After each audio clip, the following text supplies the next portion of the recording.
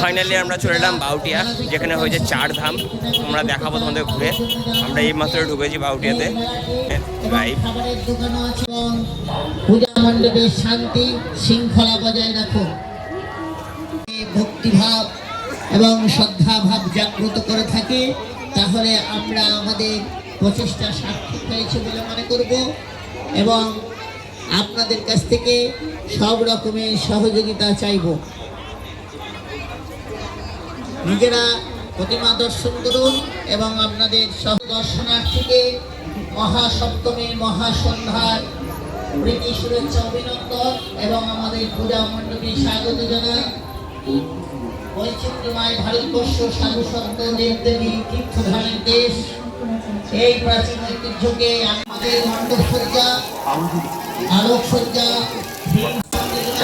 এবং প্রতিমা যদি আপনাদের মধ্যে আমাদের সঞ্চার করে থাকে, ভক্তি শ্রদ্ধা জাগ্রত করে থাকে, তাহলে আমরা আমাদের প্রচেষ্টা সার্থক হয়েছে বলে মনে করব, নিজেদের কৃতার্থ বোধ করব। আমরা আপনাদের সেবায় সতত নিজেদের নিয়োজিত রেখেছি। আপনারা আমাদের সহযোগিতায় হাত বাড়িয়ে নিজেরা এবং সহযোগিতা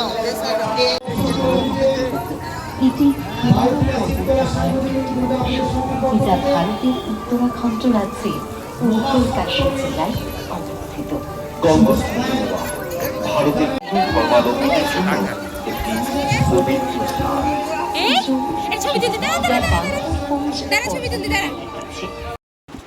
অন্বেষা ডান্স করতে ব্যস্ত, ও যেখানে গান পায় সেখানেই ডান্স করে।